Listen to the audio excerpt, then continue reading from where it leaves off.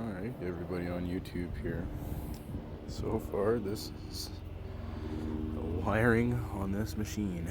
I don't know if you watched the first video there, but this thing was an absolute goddamn mess.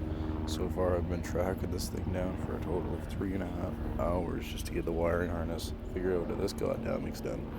The whole thing literally looked like that. This has been testing wire, testing wire, testing wire, testing wire, testing wire, trying to get it all together. Genuinely want to try to have this bike going, but the owner said, or the last guy said the stator was bad on this bike.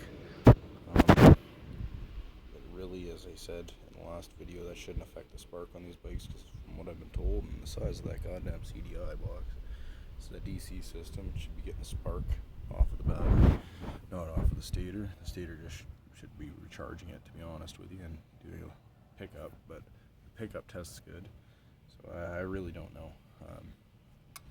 Gonna have to figure this whole fucking mess out before I can assume anything, to be honest with you, because it could be as simple as something not connected, or it could be as simple as, you know, a broken wire, or anything basic. But really, looking at this harness, I'm thinking it's just got to do with that.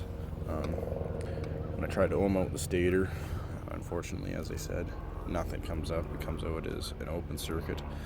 So really hoping that it's not bad, that it's just a ground or something's let go inside, but you know, we all know that's never usually the case, is the simple crap. The only thing this bike didn't actually come with is a proper airbox.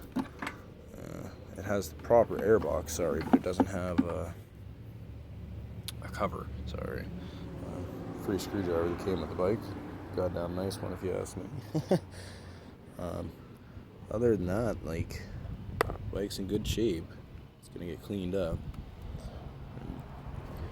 Stripping it down to the bare frame once I got everything all figured out, and gonna be cleaning it up and painting it. And as I said, now that it's actually daylight, you can see the plastics properly.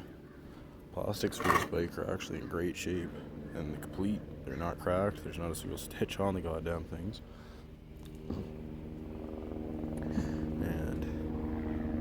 As I said, the bike itself is in great shape. There's very little mileage on it. Just the only play up here is up here in the very top of the stem. I was thinking about doing a bearing modification in there, because it's a stupid rubber stopper from what I could see online for that. Everything else is solid. There's no play on the tie rods.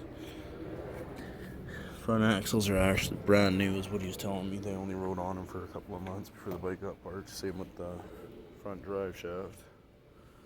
I don't know the status of the rear end. I haven't been able to get the bike started yet to run it around, but you know, the high-low select seems to work. I do know that the reverse switch works. You can see it down here. It's not connected at the moment. It does work. Nothing's seized up on it. Throttle works. Rear hydraulic brakes work. The foot brake works. These brakes work. Not the greatest. They got to be adjusted. But all in all, it's actually going to be a pretty great machine. Like, you can tell it's got a little mileage on it. From everything that I've read about these machines, these were one of the factory options that came out in '93 on these bikes. So I'm pretty sure that might even be the factory rear tires. I do know these came out of a friggin' Polaris, though. I am almost positive every Polaris I've ever seen from this older years has these set of tires on them, these Titans, or at least a better version of them. Alright, have yourself a good day, guys. I'll give you another update when I got the wiring harness done and hopefully the bike fired up.